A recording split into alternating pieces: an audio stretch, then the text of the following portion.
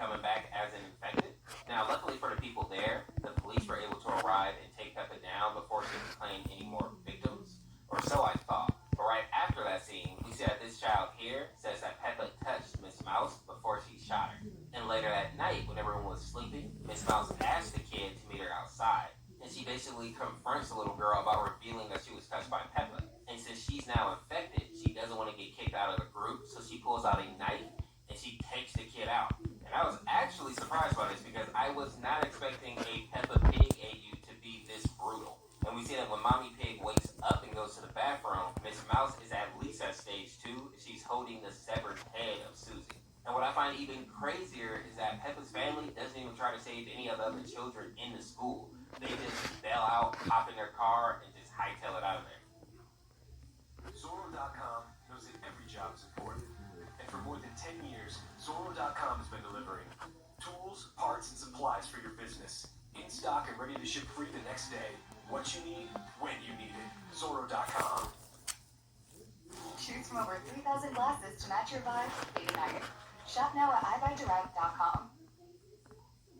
Which is a whole nother level of cruelty.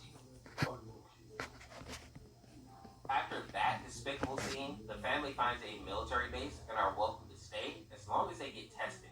And of course, since none of them have actually been touched or bitten, they all come back clean. And with all that out of the way, the family is given a room where they can rest up. And for a moment, it looks like everything's going to be okay for them. But then Daddy Pig hears some screaming from outside.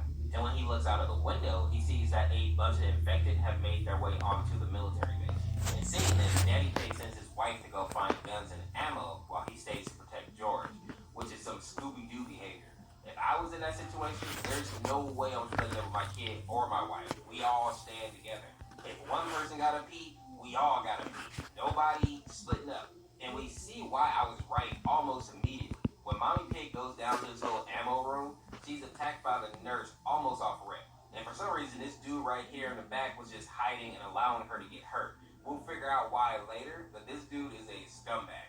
Now, after the attack, we see that Daddy Pig comes down and sees that his wife has been attacked. But more importantly, he finds this person who is claiming to be a general that has the cure for that infection. And while we already know that this guy is bad news because we watched him watch Mommy Pig get attacked and do nothing, but the dad doesn't have that information.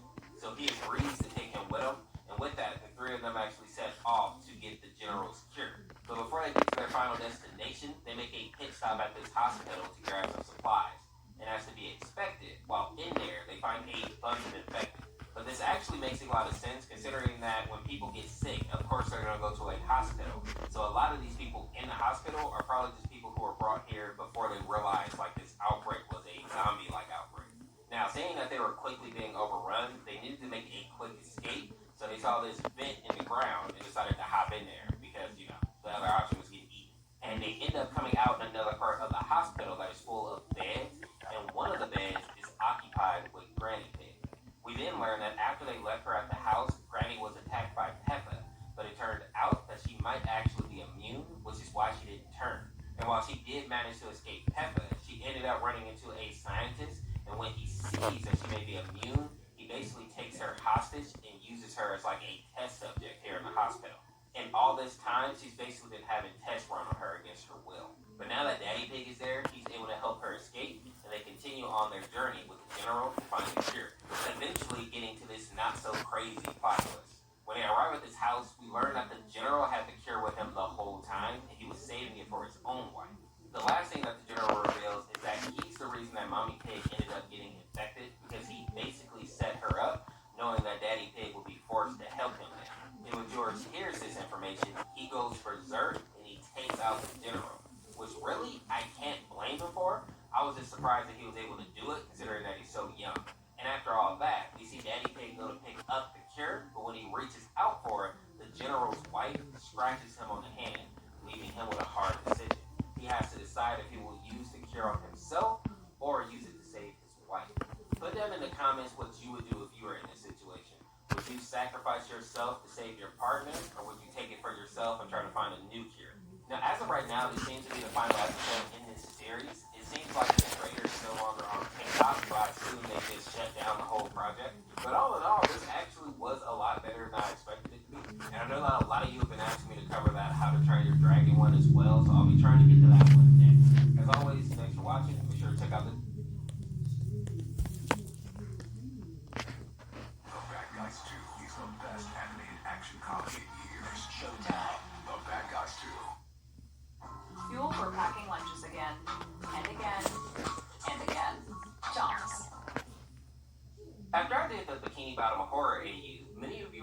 to check out the horror you called The Secret Formula, which was made by Marcus Hughes. And if you are not looking to cry today, you might as well go ahead and click off now, because this one was super sad. Now, the comic starts out with Plankton in Mr. Krabs' office, and it looks like he's finally gotten his hands on the Krabby Patty formula. But the joy from the discovery fades once he realizes what it's actually made of. And when we zoom in, we can see that the ingredients are anchovies, Gary slime, which is crazy specific. Then we have crab meat, chum, plankton, sponge, and tuna. And judging by the way that Plankton is just standing there in shock, I can tell that he was not expecting this. Because at this point, Krabs is more evil than Plankton ever was. I mean, the fact that chum is just one of the ingredients kind of proves that. Now, after that, we see this image of Plankton looking horrified, and it's for good reason. At that moment, Mr. Krabs appears, and the artwork here makes him look absolutely horrifying. So much so that I can't even blame Plankton for actually booking it out of there. Marcus put another image of a crab after that, and in this image, we get a better look at his face, and this is what I was expecting from horror to use moving forward, because this is how you do horror right here. Now, after getting away from Krabs, Plankton goes to check on SpongeBob, because as we saw earlier, two of the secret formula ingredients were Gary slime and sponge, which we can all assume is likely SpongeBob. And when Plankton gets to SpongeBob's house, we see that Gary is dead and SpongeBob is gone with only one shoe being left behind.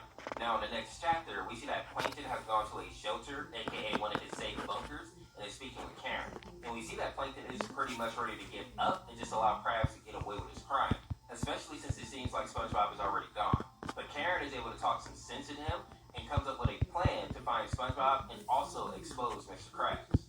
Karen finds out that Mr. Krabs has access to a bunch of cameras at Bikini Bottom, but one of them is turned off. And with that knowledge, Karen believes that Krabs turned that particular camera off because he's hiding something there, likely SpongeBob. The catch is that Plankton will have to go down to Rock Bottom in order to see, because that's where the camera is located. And some of you may actually remember Rock Bottom if you've been watching SpongeBob for a while, but the area is very dark and has a bunch of weird-looking fish because it's deeper in the ocean. And now Plankton has to go down there alone. In the next chapter, we see Plankton on the bus going down to Rock Bottom, and when he gets down there, it's even more creepy than it was in the original cartoon. The black, white, and gray color scheme makes this place look like something out of Little Nightmares. And while Plankton is obviously afraid, he at least has Karen in his ear to give him a bit of encouragement.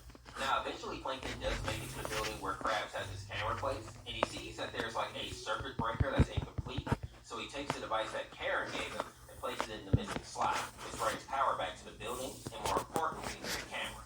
And then we see this vision of SpongeBob, who looks to be chained up, and while this does look really bad, at least he didn't end up like Gary and is possibly still alive. Next, we see Plankton enter a warehouse, and we get a up-close look at SpongeBob. He actually looks terrible. And when Plankton turns on the light, we can get a better look at SpongeBob and see that he has most of his body picked apart. And here's what I find really sad about this. Sea sponges can regenerate, so the fact that he looks so picked apart means that Crab is harvesting him at such a fast rate that he isn't actually able to regenerate, which is very reminiscent of what happened with Patrick in the Bikini Bottom horror age. Another thing that I noticed in this chapter is that Plankton's antennae are making a heart here, and I think the reason behind this is because he actually does like SpongeBob. A lot of people forget, but in the show, SpongeBob is one of the few people that actually has like a meaningful engagement with Plankton, even though they usually end up with Plankton betraying him. But even with that, Plankton also revealed that SpongeBob makes him feel happy, loved, respected, and makes him at least reconsider some of his actions, even though he usually ends up doing bad anyway. But with that, I can understand why he's kind of devastated to see SpongeBob in this state. Plankton is supposed to be the bad guy in the SpongeBob universe, and he would never do something like this. So I think seeing a character be treated this way is even devastating for him. Now, after that, SpongeBob confirms that Mr. Krabs has been harvesting his body for the Krabby Patties, and he also apologizes to Plankton for believing that he was an evil person, when in reality, Krabs was the true evil in Bikini Bottom. Walmart's have low prices for back to school. With tech from $9, kids fashion from $4, and school supplies starting at 25 cents. Shop back to school for less at Walmart. Skittles sour gummies. Sour the rainbow. Taste the rainbow. And this makes Plankton break down in tears. And if that wasn't heartbreaking enough, we then see SpongeBob ask Plankton for a favor. He asks if Plankton will pull a kill switch and put SpongeBob out of his misery. And this whole sequence is devastating to read, because SpongeBob is basically begging He says, please, Plankton, if you could just be good to me, just this one time, and pull the switch behind you, you can end the suffering. Truly, put an end to all my pain, and set